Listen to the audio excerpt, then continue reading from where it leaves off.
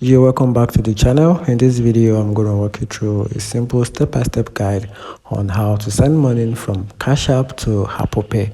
So watch the video to the very end so you don't make any mistakes, and also hit the subscribe button because that actually helps me out. So let's get started with the simple process on how you can simply send money from Cash App to Apple Pay.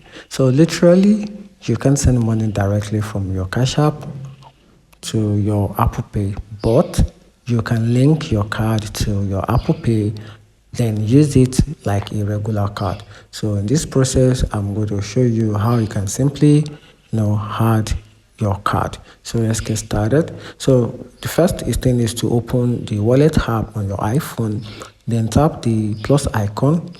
From there, then select debit or credit card, then manually enter or scan your cash card details, which is from the Cash App, then follow the screen prompt to verify and complete the process. And that's how you can simply send money from Cash App to Apple Pay. Find the video helpful, turn on the notification button and subscribe for more.